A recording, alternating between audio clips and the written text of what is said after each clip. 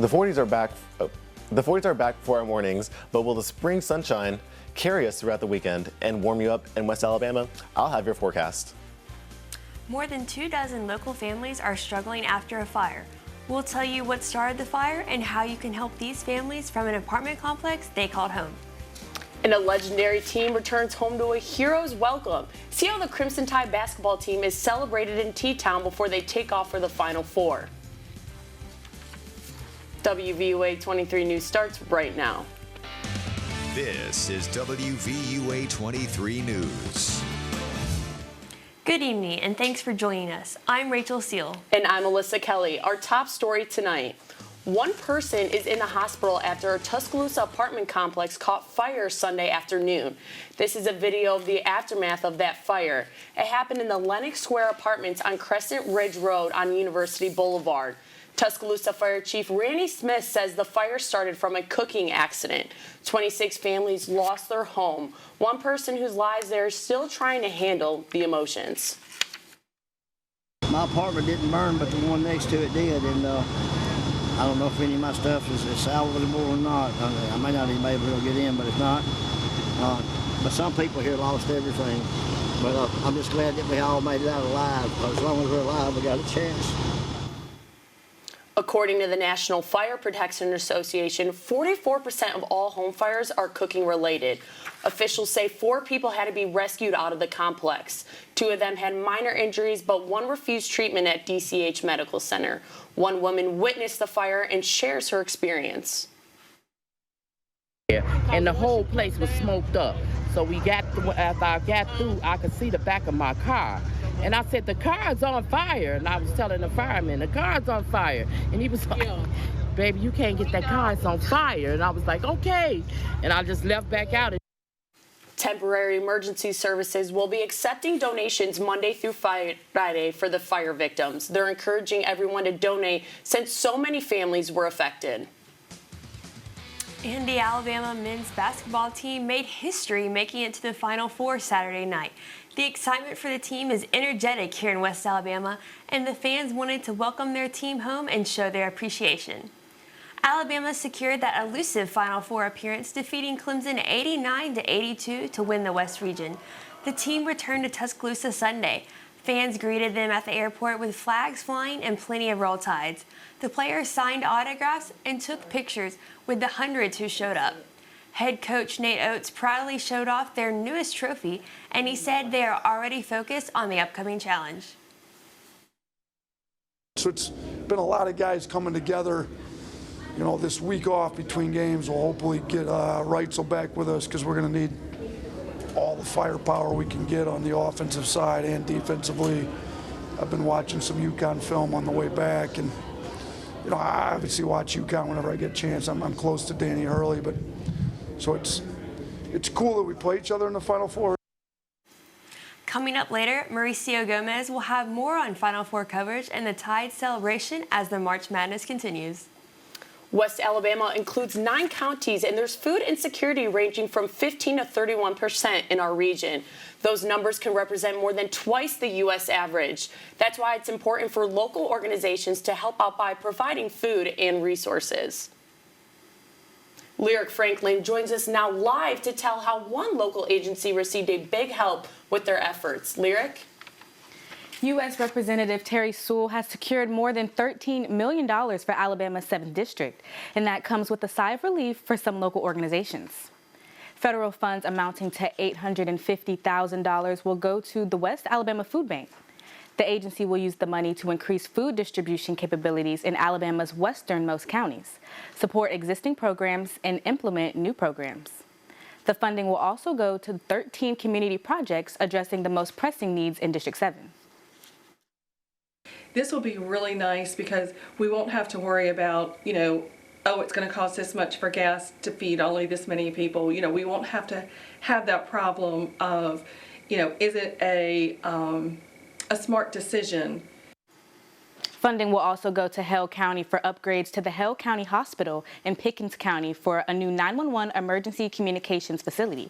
Back to you. Thanks, Lyric. I know that is some welcome news to those communities and for people in West Alabama who need the help. Crews are still searching for missing people after the Francis Scott Key Bridge collapse in Baltimore Tuesday.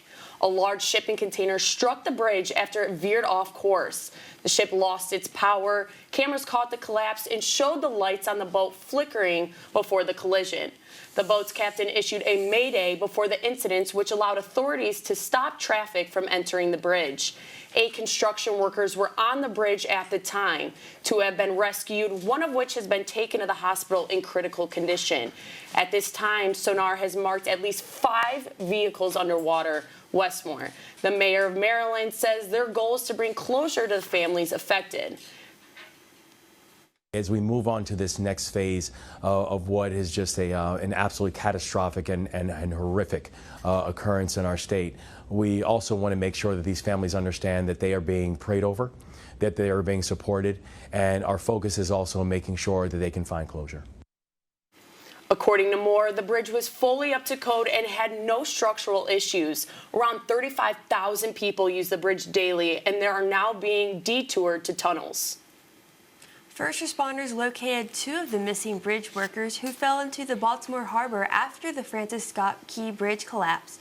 Divers recovered 2 bodies of workers who were filling potholes on the bridge when it collapsed around 1:30 a.m. Wednesday morning. Divers recovered the bodies a day after the collapse. However, 4 workers are still missing and are presumed to be dead. Rescue efforts have been suspended since debris in the river has contributed to hazardous search conditions.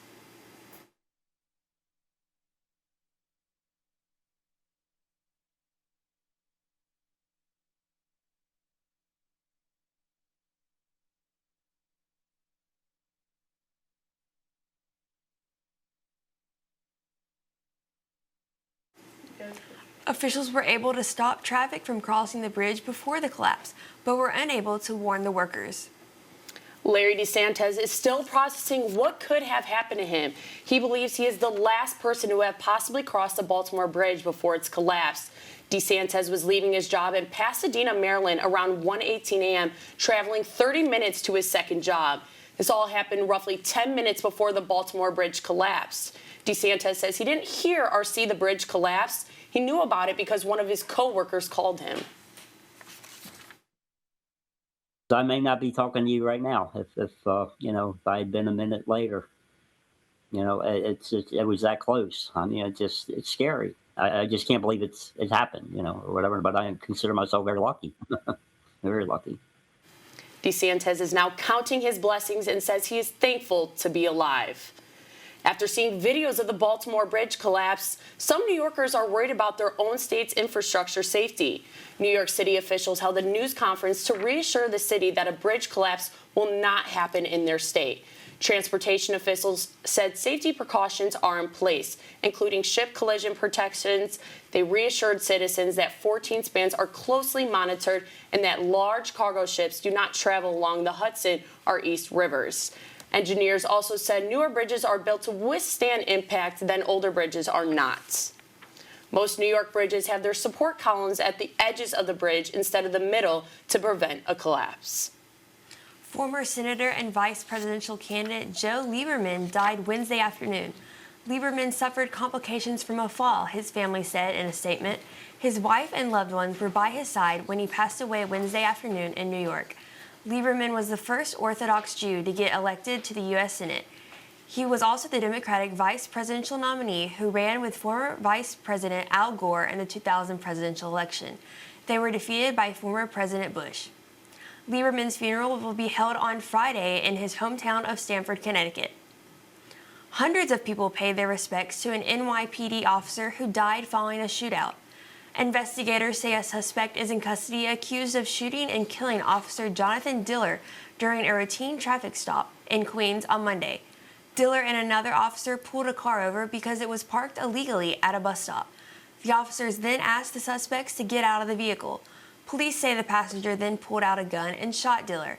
Diller was 31 years old and lived on Long Island with his wife and infant son. Diller's partner returned fire on the passenger and wounded 34-year-old Guy Rivera. Rivera is recovering at the hospital and is facing numerous charges. The Supreme Court is discussing a potential ban of the abortion pill mifepristone Stone. On Tuesday, the court heard a challenge to the Food and Drug Administration's regulation of the abortion pill.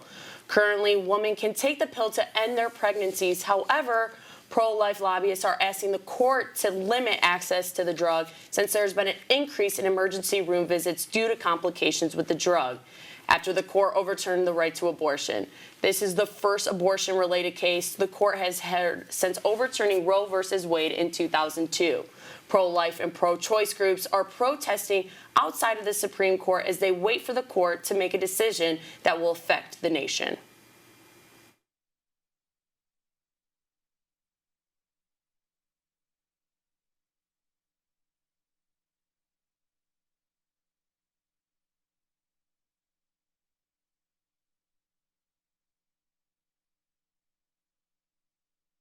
The court is set to make a decision in June, but they will hear another abortion-related case next month.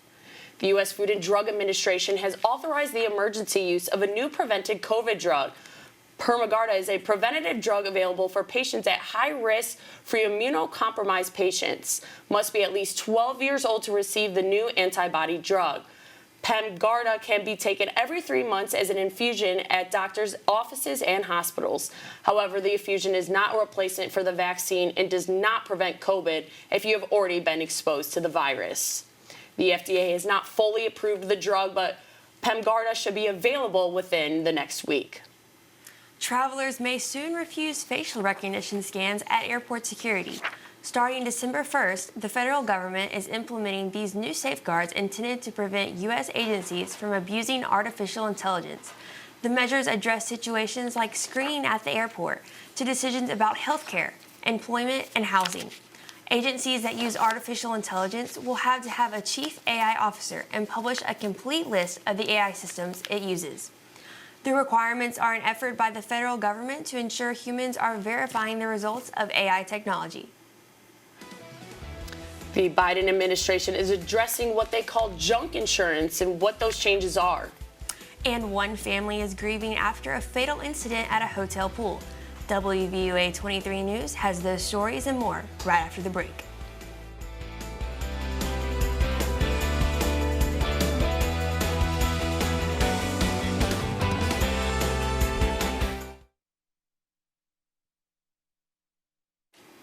"2,000 migrants are in a caravan and on their way to the U.S.-Mexico border. They left Chiapas, Mexico Monday. The new threat and the tension between troops and migrants already at the border prompted the state of Texas to call up more help. 200 more troops arrived in El Paso, Texas Tuesday. Governor Greg Abbott deployed the National Guard troops as part of Operation Lone Star. According to the Texas Department of Public Safety, several migrants breached a fence last weekend and clashed with National Guard members. They said other migrants were also cutting the razor wire put in place to keep them out. The tension at the Texas-Mexico border took a brief break on both sides Thursday. Cities on both sides celebrated what's called a friendship hug. Eagle Pass in the U.S. and Piedras Negras in Mexico held the annual ceremony to highlight the important economic ties between the two border cities. In spite of the new Texas immigration law known as SB 4, civic and business leaders wanted to focus on friendship and how the two countries benefit from each other. The ceremony is a key part of the 2024 International Friendship Festival in Eagle Pass. An 8-year-old died Saturday after she was sucked into an unsecured part of a hotel pool in Houston, Texas. Aliyah Jaco was swimming with her family at the Doubletree Hilton Houston Brook Hollow Hotel. The family's lawsuit against the hotel owners, they claim a pipe in the pool malfunctioned and it was sucking water instead of pushing it out. The Houston Fire Department did not recover Aliyah's body until almost 14 hours after she disappeared. They are also planning on filming a temporary restraining order to get access to the facility. The family's attorney says what happened to Aliyah was a result of many violations. This hotel ran an establishment with many violations. When she was sucked into this hole and pipe 20 feet back, they had to break up concrete in order to extract her. The family's lawsuit also alleges that hotel management denied them access to security video when they realized Aliyah was missing. The Biden administration announced it is spending $6 billion to slash planet-warming pollution from heavy industries. These heavy industries include cement, steel, and aluminum. The funding will be distributed to more than 30 factories around the country. These factories are taking steps to cut around 14 million tons of carbon dioxide annually. That is equivalent to taking around 3.3 million cars off of the road in 1 year. The funding for the project comes from the Inflation Reduction Act and the Bipartisan Infrastructure Law. The Biden administration is taking steps to place new limitations on short-term health insurance this week. The announcement referred to these types of plans as junk insurance. The reason administration says short-term insurance leaves patients dealing with big medical bills. The new rule says sales of the plans must be limited to 3 months with optional renewals for only a total of 4 months. Until now, the policies were limited to a year and renewable up to 36 months. Customers with current short-term plans aren't affected by the changes. The new rule also requires the plans to provide customers with a clear explanation of their benefits and show them how to find more comprehensive coverage. On a lighter note, a preschool in Pennsylvania is using creativity to teach leadership skills and to engage students in learning other languages. Educators converted a front office into an airport and turned the students into tourists. The teachers spent weeks transforming classrooms in the preschool into 22 different countries. The goal was to give them a cultural education. They used hands-on activities to expose them to multiple languages. Destination, so we just want students to learn a little bit about their culture, about different Latino countries, like, and not only Latino, like around the world. So we had China, Thailandia, Egypt. So basically, we just want to incorporate all the community. What a fun way to educate kids. Each country even included the nation's tradition, music, and food. And there's nice weather ahead.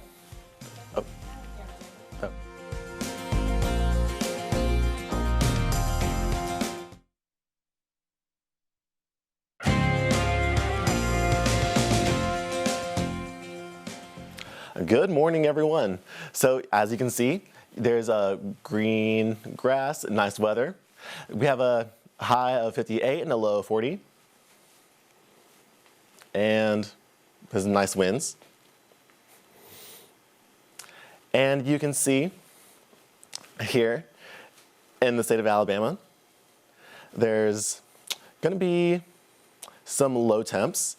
There'll be a high of 50, like I just said. And then in Birmingham, there'll be a high of 56. And over in Demopolis, there'll be 60. And then over here, there'll be, at 7 p.m., it'll be 59. At 10, it'll be 49. And at 1 a.m., it'll be 44. And then Friday, it'll be at 7 a.m., it'll be 40. There'll be a 12. At 12 p.m., it'll be 64. And 3 p.m., it'll be a 68. And here's the 7-day forecast. You can see on Saturday, Sunday, it'll be kind of cloudy. Monday, there's going to be that famous eclipse that we're all excited for. And back to Rachel. Thanks, Tony. A new study says melting polar ice is altering the Earth's rotation and is changing time itself. Scientists say the Earth's core is also speeding up, which means the world's clocks will need to adjust by a leap second. It is unclear when this leap will happen, but the study found the date has already been delayed by 3 years. This pushes it from 2026 to 2029. Leap seconds have been periodically added to clocks for the past 50 years. Scientists and government representatives from the International Bureau of Weights and Measurements met in a conference in France and voted to scrap leap seconds by 2035. More than 1 million people are expected to visit Texas to see the solar eclipse on April 8th. Some parts of the state will see over 4 minutes of a total eclipse. The estimated economic impact from visitors to see the solar eclipse is nearly $1.4 billion just in the state of Texas. Nearly $500 million is estimated for the Dallas-Plano-Irving area and more than $13 million in Ellis County, where Red Oak is located. The Red Oak Area Chamber of Commerce's president and CEO says he's expecting 8 to 10 times the city's normal revenue. It's informing our businesses that this is such a huge event for our community because we are in such a line of the eclipse. According to the Red Oak Chamber of Commerce, the city has a population of a little over 17,000 people. On Eclipse Day, they could have up to 3 times that number due to visitors hoping to see the 14 minutes and 13 seconds of the eclipse predicted for that area. And that glass of wine you love so much may not have as much time left as you think. Scientists say 90% of the world's wine-growing regions may have to close up shop by the end of the century. A new review published in Nature Reviews Earth and Environment says more droughts and heat waves may make grape production impossible. Growing grapes suitable for wine depends on very specific temperatures, precipitation, and humidity. Regions possibly impacted include Spain, Italy, Greece, and Southern California. Rising temperatures may make other regions suitable for growing grapes, such as Washington State, Oregon, Tasmania, and northern France. A new law proposes banning Germany's beloved sausage dog, better known as the Dachshund. The country's National Kennel Club proposed a new draft law that would ban breeds with skeletal anomalies. It aims to strengthen existing laws on so-called torture breeding. It could ban breeding linked to long-term suffering of the animals, like spinal issues associated with the short legs and long backs of Dachshunds. Among the breeds that could be impacted, other German classes like the German Shepherd, Schnauzers, and Beagles. Germany's agricultural ministry denied the bill would amount to a ban on certain breeds. A spokesman said they are not seeking to ban the Dachshund, but to ban torture breeding. Bama basketball makes it into the Final Four. What they face in Phoenix, a $1 billion sale of an MLB team starts the season off with a change in ownership. All that and more next in sports.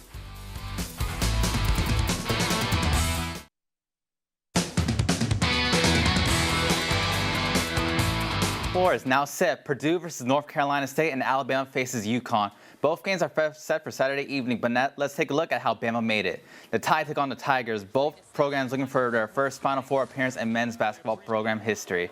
Alabama and Mark Sears had gotten off to a slow start before heating up at the end of the first half. With this triple beyond the arc, Alabama will take a 35-32 lead into the halftime.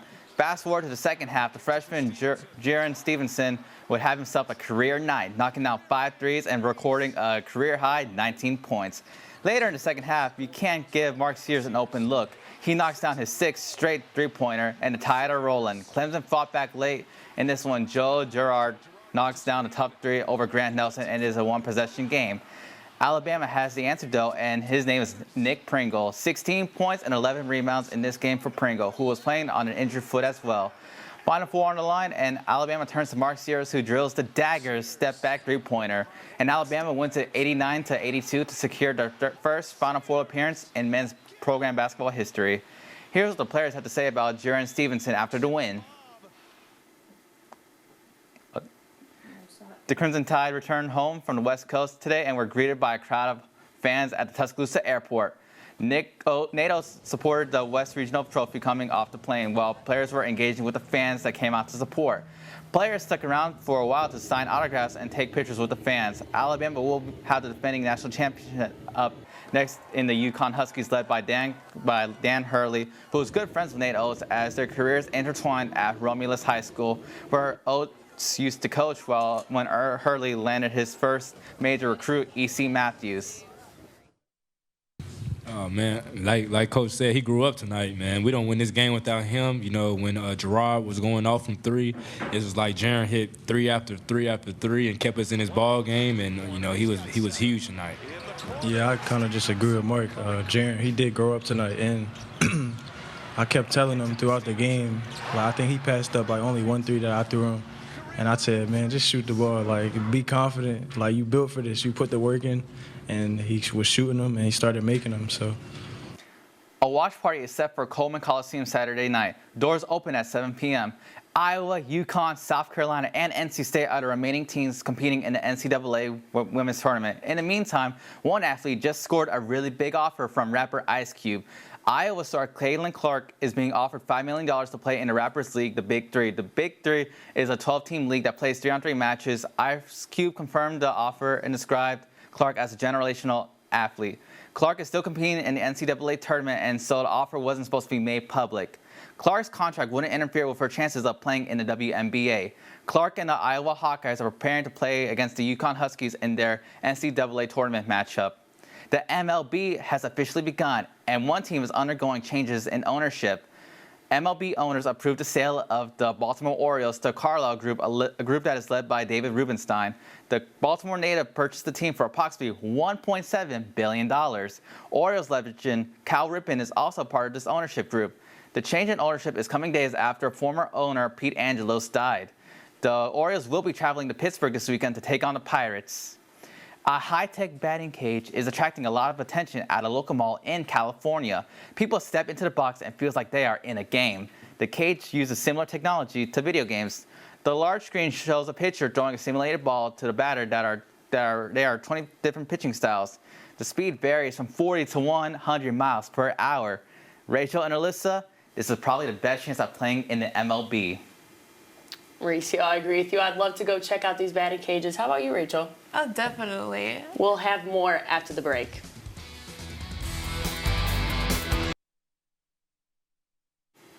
Summertime is just around the corner, and soon it will be time to get on the grill and cook some hot dogs. We are always reminded about the importance of drinking water to stay hydrated, but now there's a new creation to combine the taste of hot dogs and water. 7-Eleven has created a hot dog flavored sparkling water. The Big Bite hot dog sparkling waters combine all the delicious flavors of a hot dog in a drink. And yes, that includes the mustard and ketchup as well. The company announced a new collection of sparkling waters and a variety of bold and unique flavors. 7-Eleven teamed up with art-inspired brand Miracle Seltzer to create the line called 7 Select TM Sparkling Waters. More details on where the Big Bite hot dog flavor water will be announced on April Fool's Day, but that sounds a little fishy to me. What do y'all think? That April Fool's. It's a joke on everybody, I guess. 'Cause I mean, who wants hot dog water? You know, someone who wants hot dog water. I guess, man. That person ain't me. I do like hot dogs. Well, Tony, it's getting pretty hot here in Tuscaloosa. Hope Alabama can get added to that list of states suitable for growing grapes because I love a glass of wine. Don't we all? You know, temperatures are actually looking like they are starting to drop. And today we're looking at high 60s for the rest of the week. So I don't know if we'll be growing anything other than a potential cold due to the temperature change. Oh, well, thank you, Tony. Well, that's it for us on the 5 o'clock news. Thank you and have a great afternoon.